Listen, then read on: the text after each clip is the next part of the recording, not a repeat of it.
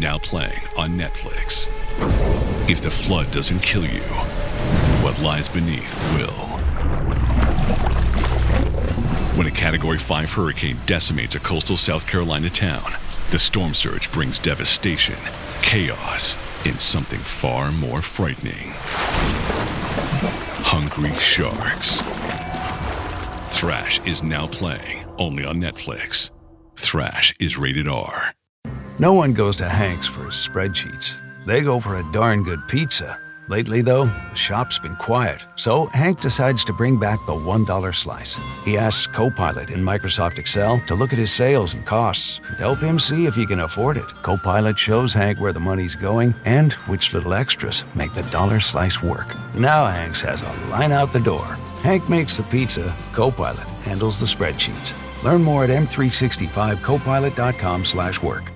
Pre-recorded from Joe's mom's basement, welcome to another Rewind episode of the Stacking Benjamin Show. Hey everyone, I'm Griffin the Intern, or like Joe's podcast friends like to call me, the Fintern.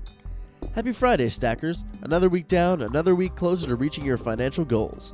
It feels good, doesn't it? Paying off debt and increasing your savings diligently week after week after week. But what if there were a quicker way to reach your financial goals? To take a slide down to the finish line? I take pride in saying that I have quite an interesting show picked out for you today, and I'll remind you that I work in the basement. Today's Rewind episode features Jessica Moorhouse from the Mo Money podcast and our regular Len Penzo answering the question, should you marry for money? You may be thinking, whoa, that's crazy, but stick with us. Plus, remember the video from a few years ago of the professor doing a news chat when his baby comes running into the room? Yeah, that was covered in this episode, and the gang shared their own workplace gaffes as well. I'd share my own we could laugh at, but look at the time. That does it for this week, folks. Tune back in Monday for a brand new 8 weeks of shows. We'll kick things off on Veterans Day with Ellie Kay, the founder and CEO of Heroes at Home. We'll talk gaining financial literacy with Ellie, which is a big issue for the country, military or not. Thanks for enjoying another great week of Rewinds with me, and remember, this episode originally released in 2017, so disregard any investment advice or giveaways. Fintern out. Hey, this is Joe Crane, host of Veteran on the Move podcast, and when I'm not helping veterans transition to entrepreneurship, I'm stacking Benjamins.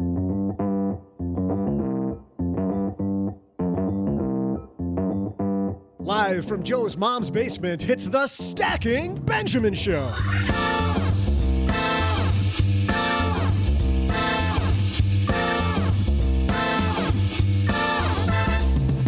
Hey there, money nerds, and step right up. I'm Joe's mom's neighbor, Doug, and I'll be your safari guide today.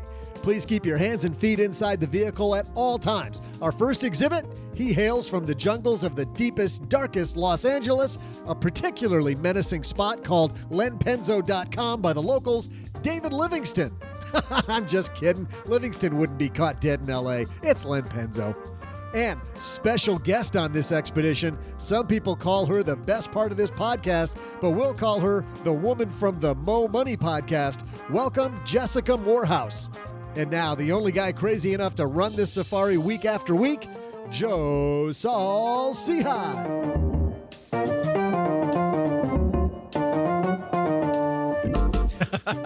And the craziness continues. Crazy like it's March 14th, 1939. Hey, everybody. I am Joe Saul Seahigh, Average Joe Money on Twitter. And what a Friday it is. Let's put it this way. I've had a phenomenal week.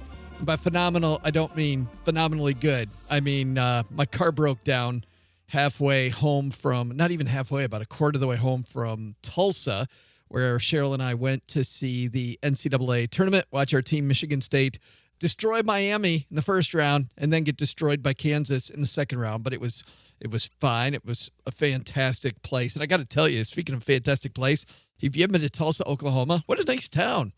What a great place. You know what else is great? Is when you head to stackingbenjamins.com/magnify money, because Magnify Money is the number one place to go on the internet where you look up all of your financial products, whether it's a new checking account, a savings account, an auto loan, whatever type of debt product like personal loans and credit cards. Magnify Money has them all. Why? Answer some piece of mail that comes that says, hey, we have this offer when Magnify Money will compare everything. We comparison shop just about everything in our life, don't we? Comparison shop the things that matter in your financial life. StackyBenjamins.com/magnify money is the place for that. And the place that rates Magnify Money number one, that's SoFi. And if you go to StackyBenjamins.com/SoFi, spelled SOFI, know what you're going to find?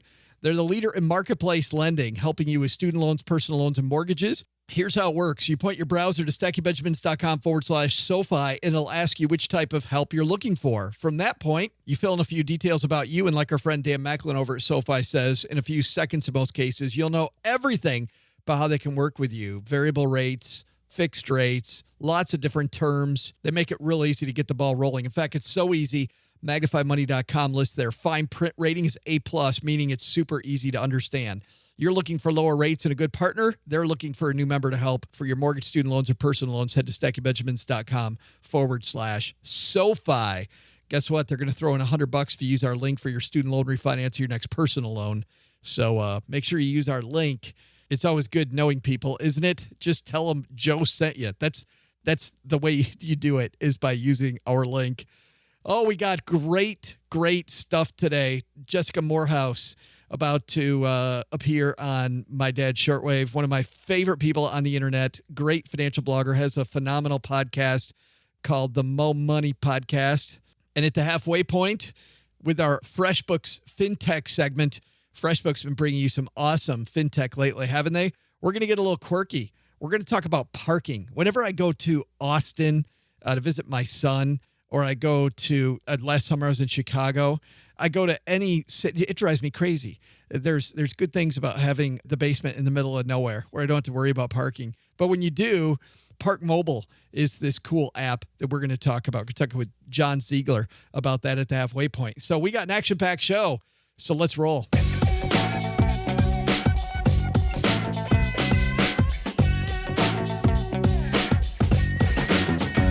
Let's walk across the basement here and fire up My Dad's Shortwave, see if we can get some of the greatest minds in personal finance on the line. And let's start off in Los Angeles, California, where our good friend, Mr. Len Penzo, is hiding out, burning dollar bills, as it were. I am. I just finished, and we even found some nickels to throw in, and it kind of messed up the fireplace, but that's okay, Joe. It will make do. You know, we played that piece a couple weeks ago, Len, and it was good to hear that you have so much fun doing that. Hey, you know what? It's actually, well, I was going to say it's cheap entertainment. That's actually not cheap entertainment, Joe. Well, if you think the currency's going away, you know, I mean, it's well, yeah. At the moment, it's not cheap, but it'll pay off in the end. It isn't bad. I'm wondering what the heck we're talking about. Joining us again from the Mo Money Podcast, it's Jessica Moorhouse. Oh, hey. You're back. I'm back. Thanks for having me back. We are so happy you came back. We were afraid you wouldn't come back after, last time. Yeah, last time was the worst, but you twisted my arm, so. Yeah, that's right. This is going to be way better, Jessica. I seriously doubt it. But and Jessica, to give you and everybody that didn't hear the show a couple weeks ago, we just wondered on like a random Monday, we wondered what the heck Len Penzo does when we're not around. And so OG and I said, when Len's not on the show, what does he do? And we thought, let's check in on him. So this was what happened.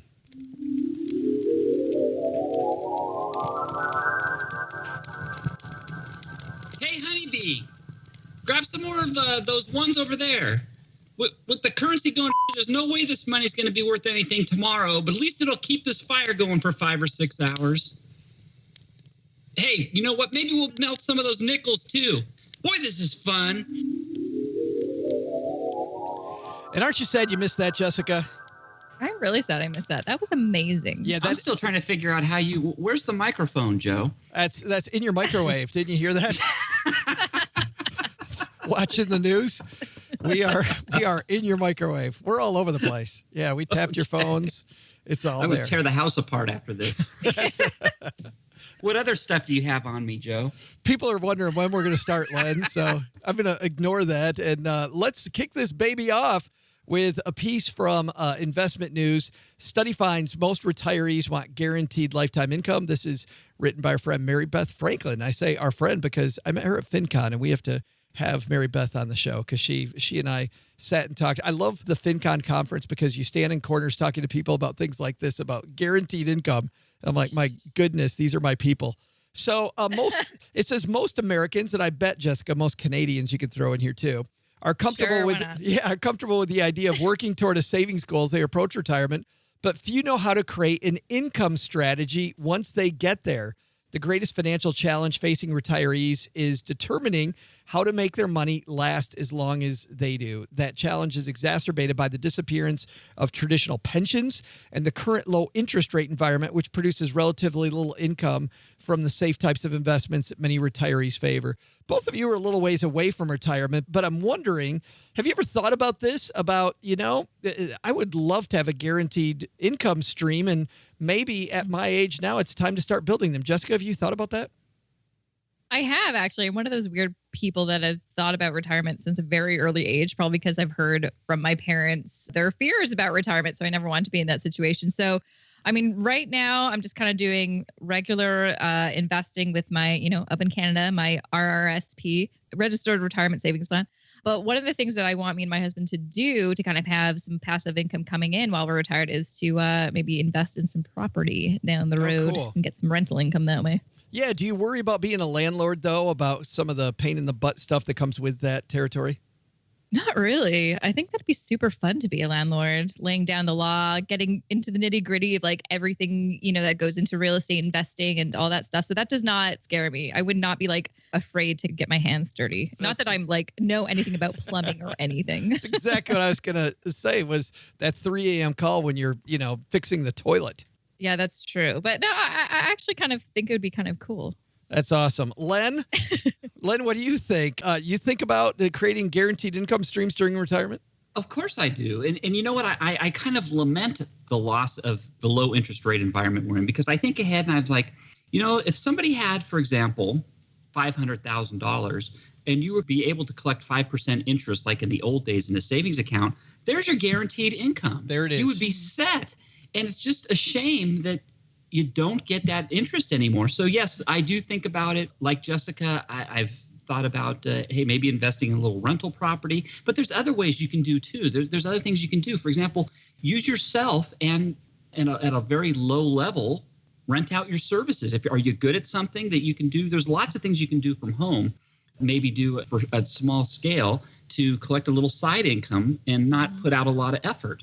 So there are lots of ways. Huh? Yeah, but a lot of people retire, though, Len, not because they want to. I mean, I don't have the statistic in front of me, but I know there's a bunch of people that retire because of health reasons. So their ability to actually go do something on the side might be limited. Could be, yes, and that's true. And then in that case, you need some other passive income stream, like a real estate. If you have some rental property or something, and even then you could get a management company to take care of it for you. So yeah, that's hard. It's really a shame. Like I said, it's criminal that interest rates are so low, because in the past, that's what elderly people, that's what they did when they were retired. You had your nest egg and you used that interest and you lived off of that. Jessica, when Len said sell yourself at first, did you have the same thought I did, that Len's on a street corner showing a little leg? You know what? I don't know what he does on his own time, and I don't want to know. It's just a whole different thing. His business. Jessica, I have a full list of my services at thepersistentitch.com. Check it out. I am not going to that website. Probably not. You'll have to wash your browser after a trip there. One thing what I was thinking about, though, when Len was talking, and when you kind of mentioned, say, you aren't able to kind of have a second career, a second, side hustle in retirement to get some extra money. One thing that I feel like a lot of people don't even consider, or maybe they just don't want to do, but I've definitely thought about is I live in Canada. It's actually very expensive to live here. I have no problem living someplace that's way cheaper to kind of stretch my dollar. Like if that means moving to Thailand to live out the rest of my days, I might just do that. Wow, really? You wouldn't miss family and friends? Meh. It's like, I don't have any friends, Joe. That's a fair point, but I feel like you could always travel back. I mean, right now I live in Toronto. All my family lives in Vancouver, so I only see them twice a year as it is. So it'd still be, kind of going back and forth. But I don't know. I just don't have this idea that I need to live in my hometown or, the same country. Like I would be interested in the decision to go somewhere else if it means, really stretching my dollar and living in paradise. Len, as opposed to cold Canada. Yeah, Len, that's not the same for you, though. I know you've had family living around you for a long time. Yeah, and for me right now, it's not an option because I've got parents who are, getting up there and they need my help. My wife's mom needs help now, and there's no way. It's just not an option. So we're stuck where we're at, really. So yeah, it just depends how flexible you are. Some people aren't. Do you worry, Len, that with this low interest rate environment, this is the time when people get sucked into some of these guaranteed annuities that have really high fees because of the fact that, the annuity salesman can sell them this dream of your money will never run out with this annuity here? Certainly, yeah. It's tempting, right? I mean, because as we just said, you're looking for something, anything to grab onto that'll give you that might provide something down the road. The problem is, the interest rates are low, and as the bond market starts to, if it tanks, and those annuities could really get into some trouble. So you got to be careful there. But what are you going to do? People are desperate. Yeah, it says, despite the interest in retirement income strategies, a third of people that responded to a recent survey working with an advisor said they've never discussed those strategies. Only about 3 in 10 have discussed annuity products as part of an income strategy. Have you thought about maybe, Jessica, exploring annuities? No, and I feel terrible in saying that I don't really know too much about them. Like, that's how far away they are from me. So yeah, but probably actually not something I'm going to explore. No, actually, that's okay. What about other things like dividend stocks or peer-to-peer lending? Because peer-to-peer lending gives people a nice interest rate on the loan. Yeah, no, that's very true. Yeah, have you thought about those, Jessica? I've thought about them and I've basically thought, no, not for me. I'm a very simplistic person when it comes to investing. Like, I have money that I put, regularly into my investments, and I use robo-advisors. So it is literally like set and forget it for me.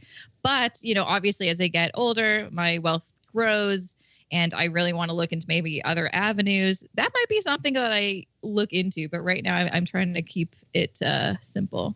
Len, have you thought about any of those for your income streams in retirement? Yeah, I thought about peer-to-peer lending, but you know what? It freaks me out, and it's too risky for me. I'm sorry. I'm just not willing to put my faith in peer-to-peer lending.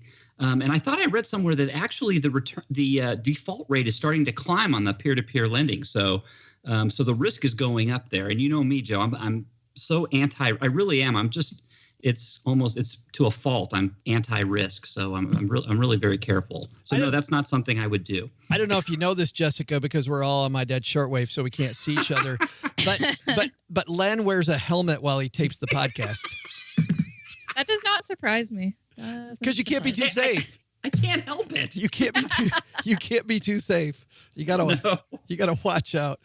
I think that this desire for guaranteed lifetime income, a lot of people prey on, and you even see podcasts that kind of deal with this in, I guess what I would call nefarious ways. And a lot of people out there promising something that I don't think really exists. I can't think of a magic wand that we can just wave over income streams and say there's no place like guarantees. I don't think it's out there. No, like I said, I think the closest thing they had, and it makes you realize how good things were, prior to the last financial crash when interest rates were semi-decent.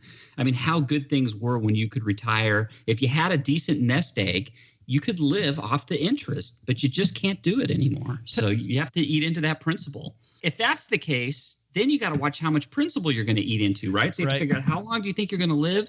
So what percentage is your drawdown going to be? And I think right now, Joe, you might know more than me. I think they're recommending no more than 4%, but preferably 3% of your principal, right? Yeah, and that 4% rule, you're right, is really pushing it for a lot of people. Mm-hmm. Yeah. So that's kind of what people do now. Is they say, well, okay, I'm not going to earn a lot on my nest egg. I'm going to have to eat into the principal, so I'm going to have to limit my withdrawals every year. So you've mentioned a couple times, Len, the good old days when interest rates were higher. Can you tell us a story about the good old days when interest rates were higher? Were there like unicorns and rainbows back then? Well, you know what? I'll tell you this because I'm okay. I'm no spring chicken. I'm 53. I'm not that far behind you. But when I was in high school, this was when Volcker had jacked up the interest rates to, we had the stagflation. He jacked up interest rates to, oh my gosh, I was getting 16% on my savings account when I was in high school. Oh my God. Or maybe I was in junior high at the time, but it was awesome. Think about that. 16% interest. Right. And inflation, Jessica, was only 9%. So but that's 7% still, real return. That's a 7% real return, right? Yeah. It's fantastic. It was awesome. Yeah, big difference between then and today. Let's stir That literally sounds like a fairy tale, because when I started even thinking about personal finance or investing, I graduated university the year of the financial crash. So that's basically what my experience with money and investing's been. So I have no idea what you're talking about. You missed it all. One more thing. I was talking from a kid's perspective, from a junior high schooler's perspective. Mm-hmm. If you were trying to buy a home, or you were an adult and had a family, those high percentage that wasn't so cool, right? Because your mortgage was what, I don't know, 19 or 20% mortgage rates, right? So I remember during the 90s helping people refinance their houses all the time, because a lot of people still had those loans. And refinancing that loan to a lower interest rate was a no-brainer. At that time, we thought that 7% was a low interest rate. Holy cow, I'm telling good old days stories. Let's move on. Yeah. Time to move on. Jessica's like Grandpa Joe and Grandpa Len over here. I don't know what you're talking about. Yeah, it's like, what the heck? Let's go to Market Watch. This piece written by Rachel Morgan Katera. And this one caught my eye because it says 3 reasons to marry for money. And Len Penzo, I know that's what you did. You said, you know what? Honeybee's got a bunch of money. I'm going to go wine and dine her until she, shares the savings account with me. Actually, it was the other way around, Joe, but she don't say anything. Right. Right. And I've got to say, the first thing I'm going to say about this is marriage really is, I think, there's a key caveat here. If you're making a lot of money and your spouse is not, I think, boy, it is the most advantageous to take advantage of marriage. If 2 people are making the same amount of money, all that goes out the window. What do you mean? So, I think a lot of those advantages go away. For example, you could jack yourself from a lower tax bracket instantly into a higher tax bracket because you've just doubled your income, basically, right? Right. If you're, say, making the same amount of money. But if one person's making a lot of money and one person's, say a stay-at-home mom, you get all the benefits of 2 people, the joint filing, for example, you get the higher deduction, and your tax brackets are kind of adjusted so that that income does not get penalized. It's actually better. It's advantageous. I mean, it's nothing better than one spouse earning a high income and the other spouse being a stay-at-home parent, I think. That's my opinion. So you guys flipped a coin and you went to work. Well, actually, it was a 2-headed coin, and I called heads. That's right. Jessica, what did you think about this piece? 3 reasons to marry for money. Yeah, I thought it was interesting just because. So for me, I have never considered marriage, this is going to be a great financial decision. That's not what marriage means to me. And it could just be because me and my husband, we've been together for 10 years, married for, I think, almost 4. We've always kind of made about the same salary. So yeah, just kind of like Len was talking about, there wasn't that much of a, many benefits, quite honestly. We kind of still just do everything a bit separate because it just makes sense. I mean, if you were a millionaire, hell yeah, I would have definitely maybe tried to get him to put a ring on it sooner, but But you need to get your hubby become a stay-at-home dad, and you just need to double your salary. That is actually kind of our plan. If we do have kids in the future, he's going to be the stay-at-home dad. But now that I work for myself, I mean, we're both going to be home, so I don't know.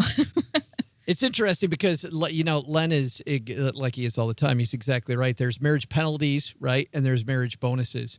Mm-hmm. And in some cases, you really get a marriage bonus if you have 2 people with completely different income. You actually have a marriage penalty if 2 people have very similar income, and it forces them, the tax brackets are not even, and it can force them into the next tax bracket quicker. So that can be ugly. That's a huge advantage. People struggle with, should we have one spouse stay at home and take care of the kids? I mean, that is a huge benefit. You gotta check that out. I mean, it's a real, especially like I said, if one spouse is making fairly decent coin, it's really helpful. It doesn't help. Let's say one spouse is making just under the next level tax bracket, and then your spouse is working it, but she doesn't make a lot. Let's say she makes $20,000. That might be enough to put you as a married couple into the next higher tax bracket, and then you're thinking, well, so what is that spouse, it eats into her income. It really doesn't make sense. So yeah, and then that income that the second spouse is making is at a higher rate, and right. But have either one of you ever really, did you really do any of this calculating though, Len? Come on. When I read this, I was kind of offended. I'm like, marry for money? Shut up. I know. Like I thought that, that's what slimy people do. Did you ever do any of that calculation? No. I'm married for love, Joe. Yeah. I'm married for love. Jessica, that's enough of that. Jessica, did you do any of that calculating? No, though we definitely did have, we were living together and we were engaged. That was the first time we actually kind of opened up the gates of like, okay, how much money you got, how much debt you got. And then I kind of realized, all right, this is marrying for love. Yeah. Yeah. So you thought about, she wasn't married for 6 years, Joe. I mean, right. If she was married for the money, they'd have got married right away. That's true. Exactly. I waited and that was for love till he was ready.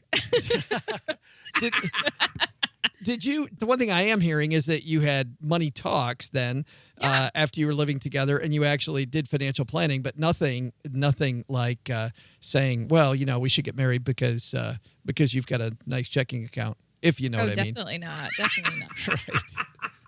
Right. I wish. Yeah, right. No. And I don't think that's a really good foundation for a strong marriage anyway. It's like, babe, we should really get married because, those tax implications. Yeah. Ooh, good luck with that marriage. I'm thinking you help my tax bracket. Yeah, that's a pickup line right there. Yeah. Right. No. You got other things you got to worry about too. It's not just about the taxes. You got to worry about when you're considering marriage. Is your spouse a spender or a saver? Does it match up with you? Especially if you're a saver. If you're a saver and your spouse is a spender, that could be problems. Absolutely. That's the bigger thing is how financially compatible are you? Did you find that you and the honeybee very financially compatible when you first met? Oh my God. Yeah. And kids listening out there, there's two things married couples argue over, right? It's sex and money. Those are the two biggest things. The money picture, to me, that's more important than the sex, right? If you are not financially compatible, the odds are it probably won't work. If you're financially compatible, you can overcome that's the number one thing. If you can get over that hurdle, I think your odds of a long, happy marriage are very strong. Jessica, you and Mr. Jessica were the That's what I call him too. Yeah. Yeah, Mr. Jessica. That's what I get called, Mr. Cheryl, right? Same thing. When you first met, were you financially compatible? No, I was definitely always the frugal saver, and I've always been like that. And he was the spender, and nothing crazy, but he just didn't really care about personal finance until I made him care because I was obsessed with personal finance and had a blog and would talk to him about it all the time. So even though I was the saver and he was the spender, we kind of came together to understand, well, if we're working towards the same financial goals and if we really had those goals in place that we could work towards, that kind of evens the playing field out. And also just talking about money often, having regular kind of money meetings and being really, transparent about what's going on with our money, that kind of helped us out. Even though he still is more of a spender than I am, he's kind of figured out, well, if I spend too much, then we won't be able to achieve this trip we want to go to, or, buying this new thing or buying a house and stuff like that. So I think that's kind of how, even if, you find your partner is the spender or whatever, that is kind of a way to kind of get through that and not have to say bye. You're right. Cheryl and I are much more like you and your husband than Len and his spouse. It took us quite a while. And that's how we kind of came up with our meeting strategy where we have our money meeting once a week, because the communication is what really saved us, Mm-hmm. Because the way that we spend money, the things we spend money on, what our values are around spending money, we're worlds apart. And also our education. Cheryl came from a family of savers. And her dad, a fantastic saver and really pragmatic with money. I'm from a family of spenders, and I never saw something at a store that I didn't find a place that for. you didn't buy. Yeah. I'm like, hey, that looks really good. Let's see if I can get that. Now, I've changed over time. I found as I've gotten older, I want stuff a lot less than I used to. And maybe that's also because we talk about money so much and now my eye's more on the long term. But that communication piece you're talking about, Jessica, I think is definitely the pieces for the win. Got to take a quick break from this awesome conversation with Len and Jessica.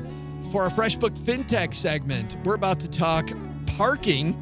And if you're not using a parking app, when I started going to conferences for Stacking Benjamins the last few years before that, I didn't think anything about it because, Texarkana, Texas, you don't tend to worry about parking.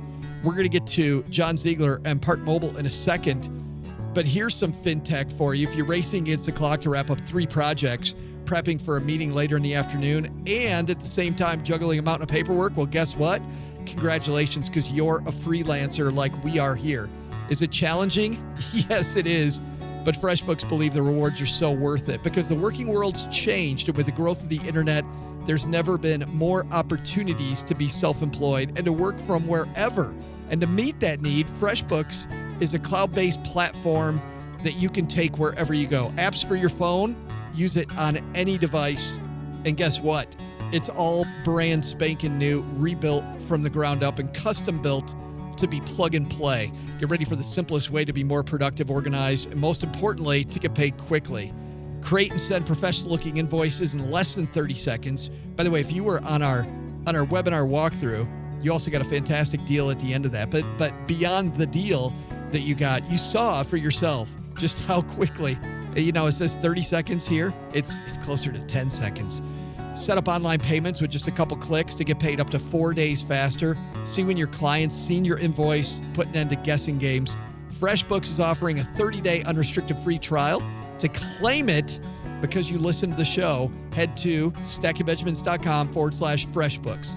That's stackingbenjamins.com/FreshBooks and enter Stacking Benjamins in the How Did You Hear About Us section, and FreshBooks is going to take care of you. The best part for me, I know I'm a money geek.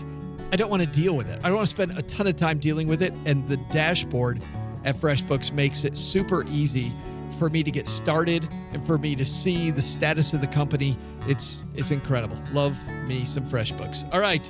Speaking of love, if you're somebody who doesn't love pain in the butt trying to find parking, you're going to like John Ziegler from ParkMobile. Let's hear all about it. John Ziegler coming down to the basement.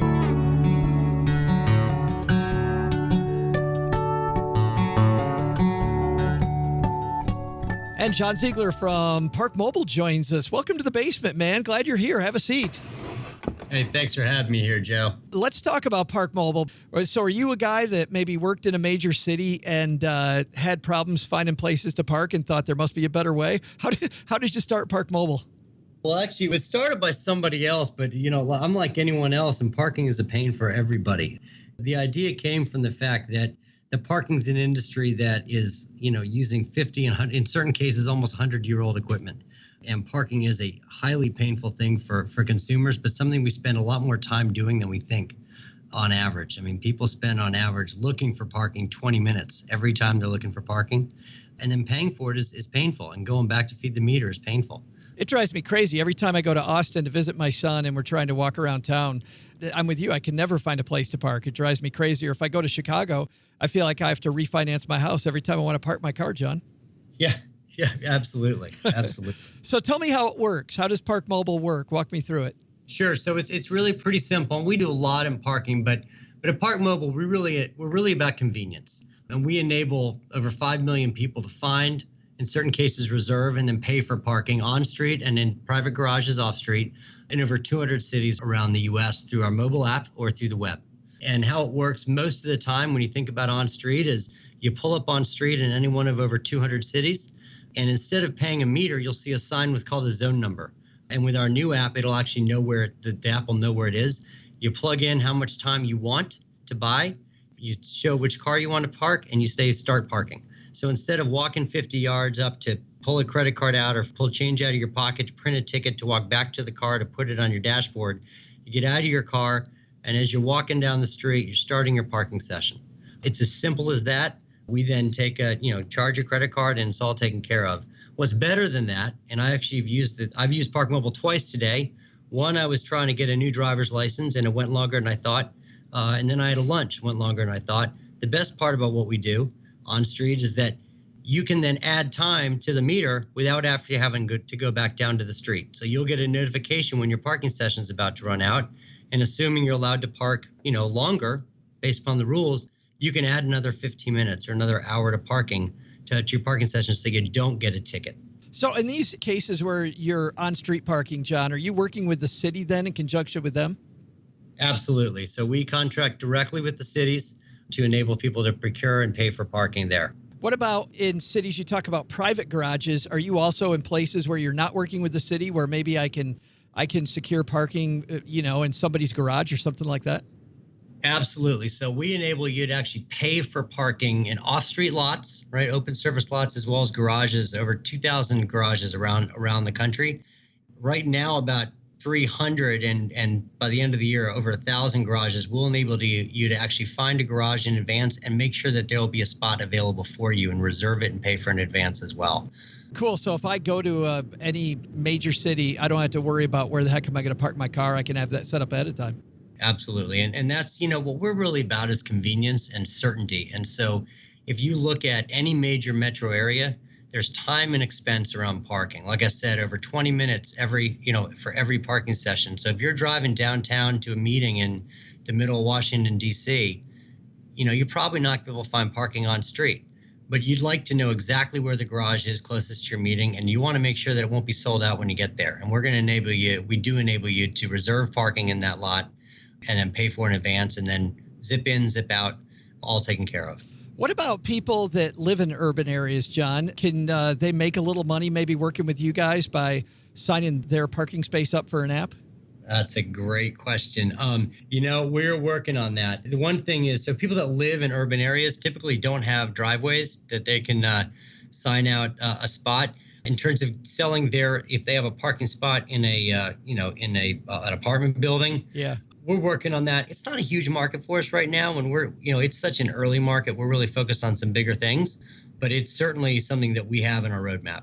I've tried to let people park here at Mom's house, but it seems all 15 people that live in Texarkana, John, already have parking spaces, so not much need for us here. Yeah, exactly. What's coming down the line for you guys? Well, actually, before I get to that, talk to me, because people always worry about when they're using their phone, they're using an app to put in credit card information or put in their payment information. They're worried about security. So tell me about that. To register with us, we just need your license plate number of whatever cars you want to be able to park, because all the enforcement's done through the license plate, zip code, and credit card information. And, we are fully compliant with all the regulatory schemes. We're PCI compliant, which is what it's called. We encrypt all of our data at rest. And, look, that is always a risk with any company. We've been relatively successful to date, in not having that be an issue. Our focus is all about privacy and all about security. That's our lifeblood. It's what keeps us going. So we're highly, highly focused on that. And interestingly, there's lower risk of fraud using a mobile app and mobile methods than there is using a physical card. The higher risk of fraud is actually pulling your card out of your wallet and swiping it in a machine.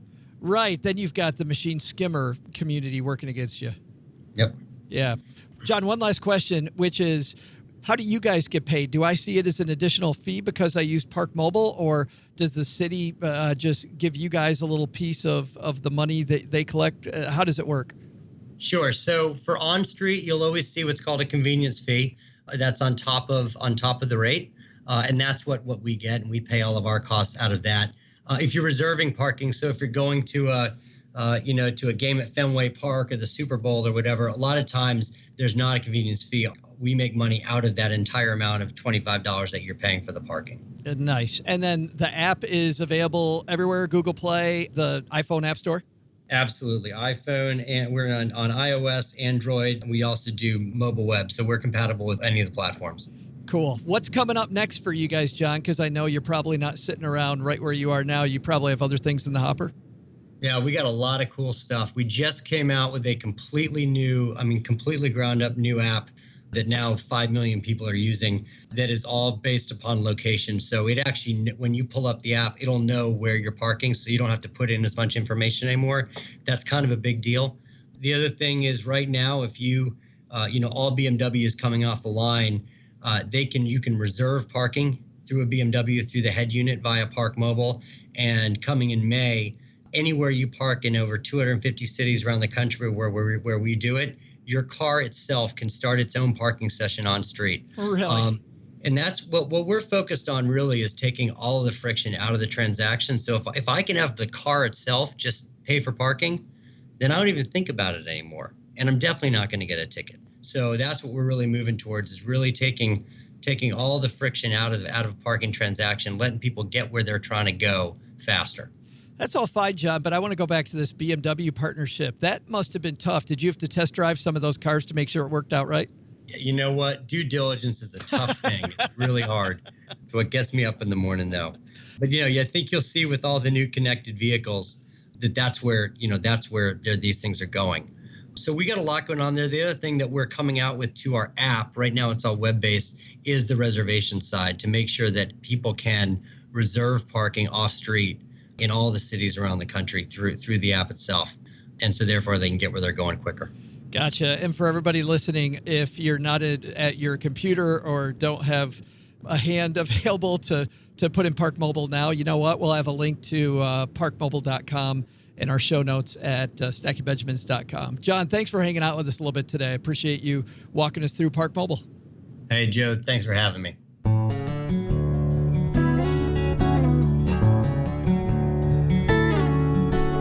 Big thanks to John for dropping by. Hey, we'll have a link, as I mentioned, to ParkMobile and everything we talk about on today's show at StackingBenjamins.com. All right, let's head back to our awesome conversation with Jessica Moorhouse from the Mo Money Podcast and Len Penzo from LenPenzo.com.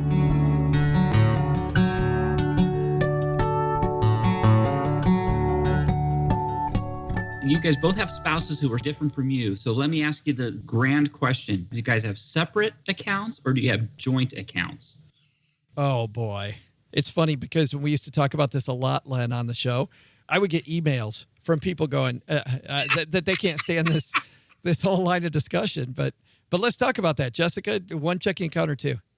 Okay. Well, here's how we organize things. We do a separate but together kind of situation. So basically, almost everything is separate, but we have a joint checking account for all of our joint bills. And we did have some joint savings account to save up for like a down payment on our first place. Now that we bought our first place, we don't have that savings account. So basically, we have a joint checking account, but everything else in terms of like investing for our future or saving, it's kind of individual.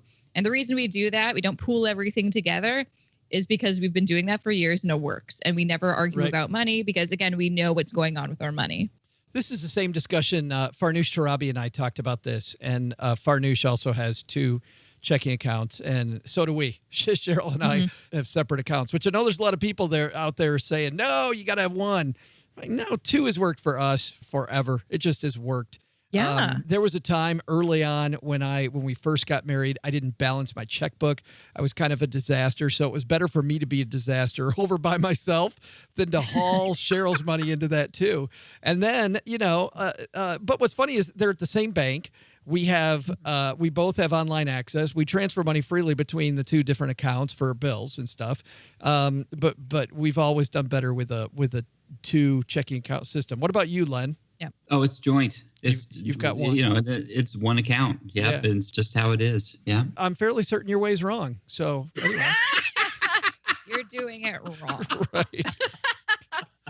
Because I get so tired of everybody telling me I'm doing it wrong because we have two. So it's my show. You're doing it wrong. No. This is one of those emotional, and it is. It's one of those emotional things. It's like the do you pay off your mortgage or do you not pay off your mortgage? It's a lot of strong feelings on that. Those questions make sense to me though, because there's interest rate, there's calculations. I don't really care if we have if you're open and honest about your money, you could have 7 checking accounts and it's irrelevant. I think the key when people talk about 1 versus 2 is, do you and your spouse actually communicate about your money, or do you use to hide money from each other? And I think that's the crux of a lot of that argument, don't you? I think, that's well put. I think you're absolutely right, Joe. Yep. Yeah, that's brilliant. Tell my wife that sometime that I'm absolutely because you know what? Even though we have a joint account, we have our communication thing too. Whereas the honeybee, every month she goes through all the expenses. We keep it we know where every penny is gone for the month, and it's in a spreadsheet. She sends me the spreadsheet at the end of the month, and I can look over all the numbers. So the same thing. It's still joint account, but we're still communicating. Let's move on to our third piece of the day. This one's funny. This is written by Suzanne Lucas, the evil HR lady, who, of course, is on the show quite a bit. When working from home goes hilariously wrong. By now, has everybody on Earth seen the professor on the BBC talking about Korea, and his kids come in the room and his spouse, in a panic, tries to get them out of the room while he sits there looking very embarrassed about his family behind him? Has everybody seen that? Jessica, have you seen it? Oh my God, yeah. It made my day. It's made my week. It's so great. Len, you've seen it. Yeah, and I noticed it's got almost 22 million views. So I think most people have seen it. It is classic, absolutely classic. They've even done a follow-up video, him kind of talking about, because it's gone viral, and now there's a video about the viral video.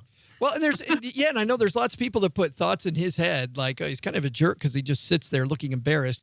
And I think he's shell-shocked because he's on the flipping BBC, and he doesn't know what to do, so he just sits there with steam coming out of his ears, which might not have been. And he was pissed. Oh yeah, which might not have been the right move for him. But I've seen people call him a horrible human being and a bad guy. I'm like, I don't know, man. If I've got that many people watching me and I'm sitting there, I don't know what to do. So I'm not going to evaluate his calm or lack of calm under pressure. But let's talk about this, because bad stuff happens when you work from home. All three of us have worked from home from time to time. Len, you can work from home sometimes, right? Yeah, and let me tell you, I don't know if I should. Well, I guess I'll do it. I'll say what happened. All right. Nobody knows where So I was giving a briefing for my company I was from home. I was supposed to be in a laboratory giving this briefing, but it was just me. And everything was going fine until my precious dog decided to start barking. And then everybody knew I wasn't in the lab. And the gig was up. And talk about embarrassment. First, there was a deafening silence. And then after that, it was just, you know what? I just continued on. But after the briefing, people were like, do you keep dogs in the lab? What was that? So yes, you've got to be very careful. Yeah, got caught in a lie. That's great. Yes. That seems like kind of a white lie to me, though, unless there was some real reason you had to be in the lab right then, and apparently there wasn't. I didn't. No, it didn't. It didn't affect the briefing at all, but that's where I was supposed to be. Yeah, Jessica, clearly you've had a nightmare working from home or two. You know what? I was trying to rack my brain for something, and so far nothing terrible has happened to me while working from home. And now I work for myself, so I'm always at home. But when I did work my 9 to 5, worked from home from time to time, nothing bad happened. And I actually got I got away with a lot, quite honestly, So I know I failed you on this one. I don't really have anything terrible that went. No, it's all right. There was one time I was doing a podcast episode and we ordered pizza, and then the pizza guy rang a couple times during the episode. I'm like, oh God, I hope the other person doesn't realize this. I also was very hungry, so I think I started eating the pizza while interviewing my guests. But again, that was kind of a win. I was on a podcast one time, somebody else's podcast, and they told me afterwards, they said, you got to turn the gain down on your mic, which is how much stuff they pick up, because we could hear you slurping your coffee. That's a bad one. But for me, that's not the worst one. The worst one for me, I was on, there are videos by a guy, a great trainer, Taryn the trainer. And Taryn's dad has actually been on this roundtable before, Second Timothy. I think, Len, you were on with Timothy once, weren't you? Yes, I was. Yeah. Yes. Yeah. So Timothy is Taryn's dad. But Taryn is down in the Atlanta area. Anyway, he's got this great video series, very motivational, and he had me on, and I forgot that the door to the basement was open behind me. And so I'm sitting here and I'm talking to Taryn, and it is a video, and everything's going great. And then on my screen, you can see yourself kind of in the corner, and I see the cat coming up behind me. And then I see the cat out of the corner of my eye jump up on the counter. And then the cat kind of comes around the podcasting equipment. And then the cat is trying to rub his butt in my face while I'm on video. So there was nothing I could do. There's a video out there on Taryn's site that has me chucking the cat across the room twice. Yeah. Very good. Yeah. No animals were hurt during that taping. The cat's fine, but I had no idea what to do. I tried to throw him hard enough so he'd get the point. The second time, though, he finally got the point. So I think that's the worst thing that happened to me working from home. I did have a time, actually, it's funny. I was working, instead of here in the basement at Mom's house, I was working from my house. And I've got this office area that kind of is it's hard. Our house is on a hill. This is great. Our house is on a hill. And so I sit at my computer and there's a window, which is about at head level. And I'm not really paying attention as these work guys, these guys that are going to be working around the edge of my house. And I knew they were there, but I wasn't thinking about it. And I didn't realize that I didn't think about the fact I didn't have any pants on until the guy's right in front of me. And I'm sitting there in my underwear at eye level. Yeah. Hey there. So I'm not the only one who does these without their pants on? That's right. I thought I was the only one. Okay. Well, that's good to know, Joe. I'm in good company. None of us have pants on, Len. It's audio. Who cares? Right. Yeah. That's a creepy thing. Jessica's never coming back now. It sounds really creepy that the two men are like, we don't have our pants on. I'm like, well, my pants are firmly on. Right. She's like, I just want to let you know. On. Yeah. And I'm never coming back again. Right. Nope. Yeah. I think we're going to leave it on that creepy note. Thanks for playing today. Hey, Len, so what's happening over there at the crazily titled lenpenzo.com? You know how long it took me to come up with that name? Oh, you probably had to hire 3 different agencies. Like, what should I call this thing? Exactly. Hey, I'm sure some of you have seen some of these Blue Apron reviews. Yes. So I went ahead and did it myself. And actually, me and the Honeybee, if people come to our site, we do our drive-by movie reviews. We actually did a drive-by movie review style review of Blue Apron's home delivery meal service, and it's really fun. And so if you want to come check that out, it's at lenpenzo.com. Oh, that's very interesting. We did HelloFresh for a while. Oh, excellent. Hey, I will say this. I'll just spoil it. It was great. I love Blue Apron. I think it was awesome. It really was. It's really a cool service. HelloFresh, I thought it was light on the vegetables, heavy on the meat, and everything they had you put salt on it and more salt on it, and I never felt healthy while I was eating it. Oh, you're kidding. No, this is totally, and I'm giving away all the stuff, but what the heck? This is great for if you're like watching your weight or health conscious. These Blue Apron meals are fantastic. Each of the meals were 650 calories or less and 12 grams of fat or less. I mean, they were filling, and I was satisfied. And I mean, if you're on a diet or something, it ain't going to screw your diet up. And it's very healthy. It's not like it wasn't pouring on the salt or anything like that at all. Yeah, great meals. The 2 things that I liked the fact that there were very rarely leftovers that would sit in your refrigerator for 5 days and then you chuck it, right? Because you don't eat the extra stuff. I mean, it was exactly what we wanted to eat. It didn't feel like it was too much to eat. And then the second thing I like is that this process of making your dinner is so relaxing because you have to be in the moment while you're preparing the food. And I really like the fact that it kind of got me out of my job and got me into the kitchen and just, then I could it was a good transition to, from work time to Joe time.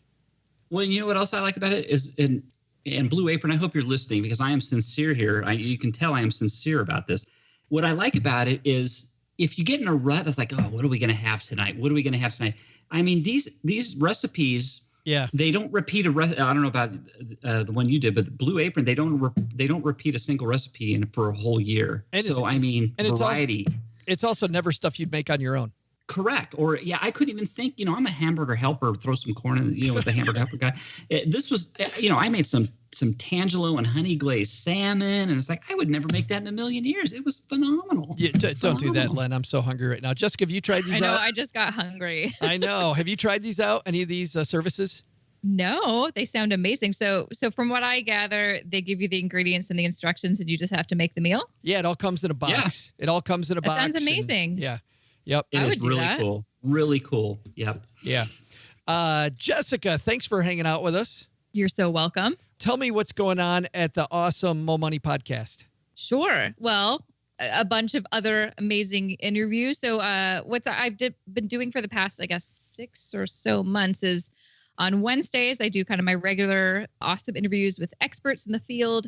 But on Thursdays, for people that are listening, I have a listener series. So if you listen to my podcast, you have a story, you're just a regular Joe, and you want to share your personal finance journey, you can chat with me and have your episode aired on Thursday. So that's kind of a cool way to just show what regular people are doing with their money so people can learn from them. Aren't those discussions so fun? Oh my gosh, amazing. Like they're so insightful and inspiring.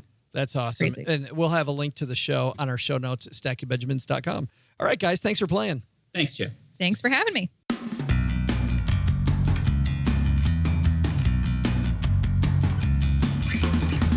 Oh, that's going to do it for today. I've got some news about the game coming up in just a second. I'll also tell you the thrilling things we're going to talk about at Stacking Benjamins next week, and also a little bit on a webinar that we've got coming up. But first, got to say a big thank you to everybody who headed to stackingbenjamins.com/SoFi. They're the place MagnifyMoney.com calls number one when it comes to student loan refinancing and personal loans. So when you go there, you spell it SOFI, they'll throw in $100 if you refinance your student loans or take out a personal loan using our link. Let's say you're trying to refinance your debt to a lower interest rate, cut up the credit cards, not use them anymore, build an all-cash lifestyle. SoFi is the place to go. You're going to find they've got tons of options to serve you, like flexible loan terms, extremely competitive interest rates, and better yet, they work with members, not just customers. People that do business with SoFi know they're a different kind of company. They'll help you find a new job, invite you to networking events, roll out a range of services you're not going to find at banks. So whether you're hoping to buy a house, refinance your existing one, consolidate those student loans, or get the personal debt under control, stackingbenjamins.com/SOFI takes you there. And the place that calls them number one is Magnify Money. You know, Nick at Magnify Money has been on the show several times, and it's always amazing to me to talk to people and they haven't even heard of Magnify Money. In fact, you know when you feel like you're doing a buddy a big favor? I was talking to somebody. I ate at this exclusive restaurant in front of this luxurious place I was staying in McAlester, Oklahoma. This luxurious restaurant called Chili's. Not sure you're familiar with it. Probably can't get in. You might need to make a reservation. But for several months out at this place. But anyway, I'm a shooter, so I walked in, sat down, and told them who I was. But when I'm there, I'm talking to people because I don't know anybody in town, so I sit at the bar, and I'm talking to this guy, and we start talking about Magnify Money because it's so awesome. What you find when you go to Magnify Money is that very quickly do you have everything placed in order according to what you're looking for. So all you do, you tell the people, well, not even the people, you just click over to Magnify Money, you put in exactly what you want, fill in, let's say that you're looking for CDs, tell them how big a CD you want, and bam, there they are. In order, highest interest rate to lowest interest rate. You can also arrange them in other ways, but it's all in one easy to shop for place. So whether it's debt products like a car loan, a personal loan, credit cards, or you're looking to find a checking account that doesn't have all those horrible fees or a savings account that pays you something, stackingbenjamins.com/Magnify Money. Let's start off talking about the game. On Friday, I have this game because I entertain myself because OG's not here with me, and I bring you along for the ride. If you're somebody that answers the game in the first 24 hours after the first person gets it, you're entered into a fishbowl, we'll call it. I randomly pick somebody. How about that? And that person gets a prize pack that I put together specifically for you. 2 weeks ago, we started this game. Last week, week number 2, we had a big misunderstanding. Steve Stewart and I, who's the fantastic engineer of the show, I totally have forgotten to do the game at the beginning. So I made a recording that included the game. And if you're wondering, well, what could you have forgotten? Well, when you play our game, what happens is at the beginning of the show, I say something that's awkward, or I've written something in the description that might be awkward, or maybe in the title. But anyway, Steve and I had a misunderstanding. So when he released the episode, it wasn't there. So last week, there was no game hint. I think the big thing is that when you have somebody that you rely on, like I rely on Steve, I need to tell them what the game is. You know, we go really fast here, but we have to get everybody on the same page. And I completely blew it. Steve's like, oh, I didn't realize that was important. Yeah. Sometimes that thing that doesn't seem to fit, way, way, way important in a whole different way. So the game is back this week. So 2 weeks ago, we had the game. Last week, didn't have the game. This week, we have it. Now we're going to roll until the end of this 8-week segment of shows. Speaking of shows, let's talk about what we got next week, because lots of fun coming up next week. Starting on Monday, Phil Back not only has an interesting as all get out exchange traded fund, which is the American Customer Satisfaction Core Alpha ETF, ticker symbol ACSI. They invest, by the way, in companies that have the highest customer satisfaction. Guess what he used to do? He used to be the guy that would help roll out new ETFs at the New York Stock Exchange. So the guy's amazing. And we're pairing him with another amazing guy, Jamie Wise, who you've heard on the show before. Jamie, of course, is the CEO over at the Buzz Index that tracks social media. And you know what we're talking about? We're talking about how active investing is changing, because clearly both of these strategies are active strategies, but they don't have just a manager who is trusting their gut. And I know that active managers come to town with a lot of data. These are completely data-driven. There's no manager, but it's still considered active. So how's it changing? How's the game moving? We're going to talk that on Monday. Really interesting for both people who know exchange-traded funds up and down and people who are brand new to exchange-traded funds. I think that's going to be great. Then on Wednesday, Daniel Geffen comes down to the basement. He's got a great podcast called the Can I Pick Your Brain podcast, talking to entrepreneurs. David has a story that I wanted him to tell all of you that I found out about. And that's that this guy started business after business that did nothing. And he was completely broke more than one time. And it just reminded me of Walt Disney. If you haven't heard Walt Disney's story before they created Disneyland, Walt Disney was very good at going broke, but still chasing his dream. Daniel Geffen has clearly picked the lock on the stuff that he does. He's a business coach as well. He's coming down to the basement on Wednesday to talk about his story. You're going to find that hugely motivational, whether you have a business or you're somebody who's struggling to get your act together, or you're somebody who's already climbed that hill. Then on Friday, the FreshBook FinTech segment swaps over to the FreshBooks HR segment. And that means Suzanne Lucas, the evil HR lady, is back. And I know how happy that makes a bunch of you. It makes me. Also, it's an all-guest lineup here, as we're bringing some of the best and brightest financial bloggers and podcasters to the show. We're giving Greg, Len, and Paula the week off next week. So it's an adventure back here on Stacking Benjamins next week. Hope you can join us. Go stack some Benjamins. We'll talk to you soon. Bye-bye. Special thanks to John Ziegler from ParkMobile for stopping by. For more on ParkMobile, head to ParkMobile.com or head to StackingBenjamins.com, where we'll have a link waiting for you. Special thanks to Jessica Moorhouse from the Mo Money Podcast for coming on the show today.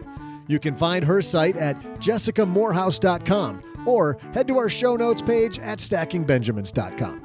And special thanks to Len Penzo from LenPenzo.com. This show is the property of SB Podcasts, LLC. The show is created by Joe Saul-Sehy, produced by Richie Rutter-Reese, and engineered by the amazing Steve Stewart. SB Podcasts may receive payment on the show from sponsors and guests in the form of books, giveaway items, discounts, or other remuneration. There's no way you would take advice from these dorks, but like Joe's mom always says, don't take advice from people you don't know. This show is for entertainment purposes only, and before making any financial moves, consult with a real financial advisor.